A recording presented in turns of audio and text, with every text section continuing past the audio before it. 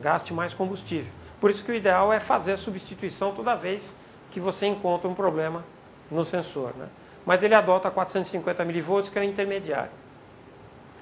Tá. Outra pergunta aqui, voltando ao assunto catalisador, né? O pessoal lá da Serve Peças, né? Ele está perguntando assim, por que quer saber do catalisador? Porque é um produto muito procurado nas oficinas, a sucata. Sim, sem dúvida a sucata é procurada, porque lá dentro do catalisador tem dois metais chamados ródio e platina. A platina é o que tem na lâmpada. E eles custam uma bagatela só de 40 mil dólares o quilo. O quilo. Então, lá no catalisador vai 1 grama só. Mas a sucata é muito rica, né? Porque tem esses metais nobres. A lâmpada também tem a platina, que custa 30 mil dólares o quilo. Então, por isso que ele é muito procurado em função dos metais que estão dentro do catalisador, que é o que faz a conversão dos gases. Então, a sucata procurada. Tudo bem. Sucata, beleza, vendeu, mas sempre procurar colocar um catalisador mesmo, não uma caixa vazia, cheia de bombril que não vai resolver nada, né? Então, mas é por isso que ela é procurada, essa sucata, tá bom? Pelos materiais nobres. Rogério, uma pergunta aqui da Serve, lá de Caxias do Sul. Sim. Se podia falar um pouquinho mais sobre o funcionamento da sonda lambda no veículo motor a diesel? É o Lucas que está perguntando. Uhum.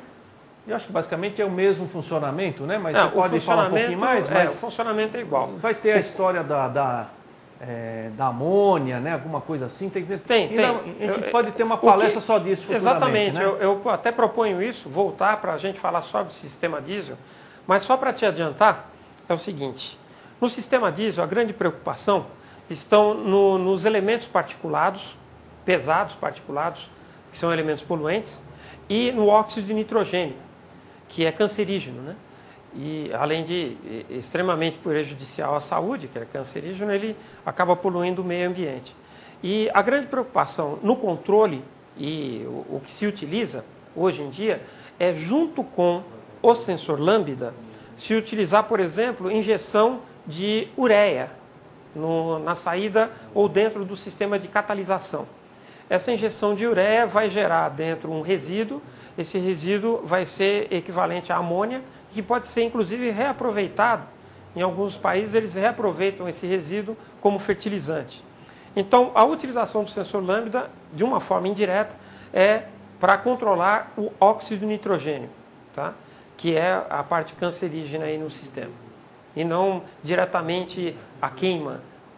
Uma coisa que é bem importante, muita gente confunde, e eu acho que é legal que vocês saibam, o sensor lambda não está instalado para se ganhar potência, para ser econômico, ele está instalado para se garantir a emissão de poluentes coerente.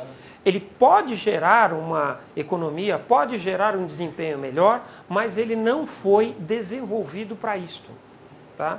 De uma maneira até bem simples, não vamos entrar aqui em cálculos de engenharia, mas o sensor lambda só é capaz ou só é responsável por cerca de 38% a 40% no resultado final no controle da emissão de poluentes. Então você tem que ter outros sistemas auxiliares, como catalisadores, como sistemas multipoints mais evoluídos, como o Lean Burn que está vindo por aí, para ajudar a aumentar esse grau de confiabilidade no sistema.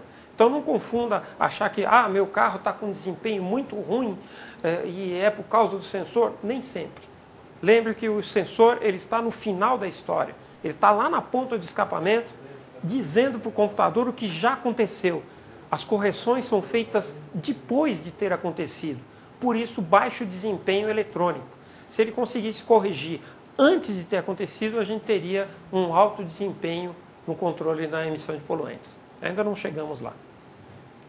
Rogério? Sim. Tem uma pergunta aqui da Frave, de Parobé, Rio Grande do Sul.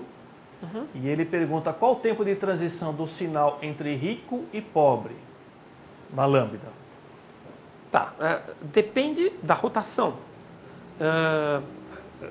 Você vai ter uma tabela em que cada motor, pela sua cilindrada e pela rotação, você consegue determinar esse tempo de transição. Tá? Em média, 14 milissegundos, em média, não é exato. Mas se você tiver depois curiosidade tecnológica disso, nós podemos te mandar alguma coisa que a gente tenha por e-mail depois, desde que você me diga exatamente de que motor você está querendo saber. Tá? Então, mais ou menos assim. Você tem uma série de variações aí. Você tem que ter cilindrada, tem que ter a rotação que você quer naquele momento, que essa frequência ela abre, como a gente chama, uma harmônica, né? Ela pode ser mais larga, quer dizer, o tempo de transição de um ponto ao outro, quer dizer, de uma mistura rica para pobre, mais largo, e mais acelerado esse tempo fecha. O que ele não muda é o tamanho, tá? Ele muda a largura. Vamos lá. Shop Diesel, lá de Campo Grande. Vocês já pensaram em fazer palestras para os vendedores de autopeças ou os atendentes, mesmo aqueles que não têm conhecimento técnico? Sim, nós temos um treinamento nesse sentido, que fala, a preocupação nossa dos vendedores, balconistas, continuar com um diálogo com o mecânico, cada vez a coisa fica mais complexa. Então nós temos um treinamento técnico-comercial que leva essas informações para você entender o princípio de funcionamento dos componentes, uma linguagem bem agradável. Então é só questão de solicitar e combinar esse tipo de treinamento. Como é que é o nome desse treinamento, Alfredo? É o Thomson Cine, tá? Thomson Cine é o nome do treinamento, o Rogério me lembrou bem aqui.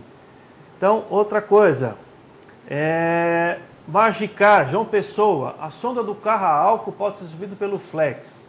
Tá? Não, como nós falamos, a sonda mede oxigênio. Então, independente do combustível, flex ou álcool, gasolina, não tem uma sonda para o álcool ou sonda para gasolina. Não. A sonda é para qualquer carro, seja que combustível for. O que é importante é que ele mede o quê? O oxigênio. Isso está presente em qualquer veículo. Tá bom? Lá o pessoal da Magicar de João Pessoa. Outra aqui pergunta, seria muito bom uma palestra voltada para a linha diesel, lá da Carga Máxima de Goianá? Sim, nós temos a linha injeção eletrônica diesel, tem uma palestra disponível, é só ligar no 0800 e pedir. Nós temos um grande amigo que faz essa palestra, ele não está mais com a gente, mas já temos um novo palestrante, tá bom? É só pedir. Aqui, Rogério, é para você, da Frave, Parobé, Rio Grande do Sul. A bomba de combustível com pouca eficiência compromete a sonda? O que acontece, lembrando novamente que a sonda está no final do escape. Uma bomba de combustível, por exemplo, com baixa pressão ou baixa vazão, vai produzir o seguinte, um efeito contrário, né? Quando ela está com baixa pressão, baixa vazão, você tem que acelerar mais o veículo para ele ter o mesmo rendimento. Ele não compromete a durabilidade do sensor lambda, mas compromete o desempenho do veículo. E quem vai sentir esse comprometimento é o sensor lambda, dizendo, olha, a mistura está muito pobre, ou a mistura está muito rica. Né? E até é bom, falando sobre isso, existe um efeito bem interessante. Eu comentei, mas é bom que vocês saibam. Por exemplo, quando o veículo tem uma contaminação por mistura rica, o sensor lambda diz ao sistema, olha, a mistura está muito rica, e aí o sistema empobrece a mistura. Agora, existe um efeito contrário. Quando o sistema tem uma contaminação por o líquido de arrefecimento, ele inverte. Ele diz para o sistema, ele diz, olha, é um efeito químico na ponta do sensor, na zircônia. Ele diz, olha, nesse instante, a mistura está extremamente, mas extremamente rica, empobreça. E aí o sistema empobrece de tal forma que o carro não é capaz de subir uma guia, assim, uma calçada. Então a gente já tem essa habilidade, né, de sentir, o carro está muito sem força, é porque ele foi contaminado por líquido de arrefecimento. Quando ele está apenas ruim, né, ou ruim, ele foi contaminado provavelmente por combustível. Tá? Tudo bem? Beleza, vamos lá. O Antônio Soluções de Recife está bravo comigo aqui porque eu não respondi as perguntas dele aqui. Então ele está perguntando aqui, vamos lá. Se acaso a unidade, deve ser, né? Assumir a responsabilidade do fio torrado, ele avisa ao condutor do veículo o sinal de injeção pelo painel? Está um pouquinho confuso, mas eu acho que é isso aí, né? Se a unidade assume a responsabilidade do fio cortado, alguma coisa, falta de sinal da lambda, se ele vai assumir, o computador que vai assumir. Né? Existem duas coisas distintas.